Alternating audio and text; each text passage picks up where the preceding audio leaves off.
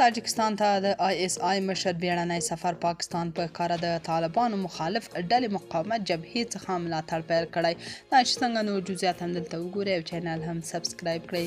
پر پکتیکا د پاکستان هوایي بریدونو وروسته چې مقاومت جبهه او د دوی رسنیز فعالان په ښکاره د پاکستان ملاتړ وکړ او د پاکستاني استخباراتو هغه پروپاګند هوا ورکړ چې ګڼې یاد بریدونو کې د TTP کسان په نښه شوي. له همدې ښکاره شو چې پاکستان د مقاومت جبهې سره نږدې اړیکې لري، ځکه خو د پاکستان استخباراتو اړوند پاڼو د مقاومت جبهې په ملاتړ پوسټونه پیل کړي او وايي پاکستاني حکومت باید د یادې ډلې ملاتړ وکړي.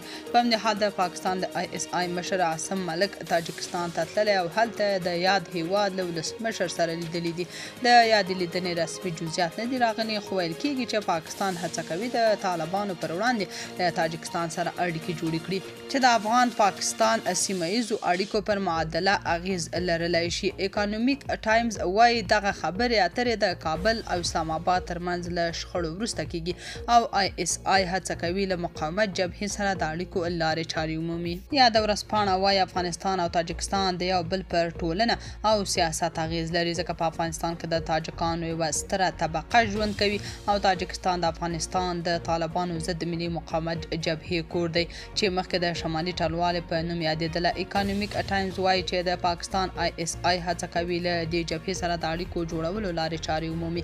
تاجکستان د مرکزي اسیا د نورو هیوادونو برعکس له طالبانو سره خپلې اړیکې ډېرې نه دي پراخې کړي، خو له کابل سره یو څه کاري اړیکې جوړې کړي دي.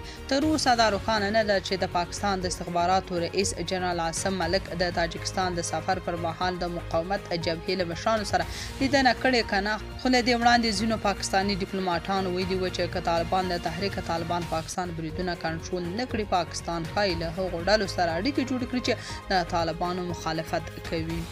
تاسو په دې اړه څه نظر لرئ؟ کمنټ کې شریک او چینل هم سبسکرایب کړئ.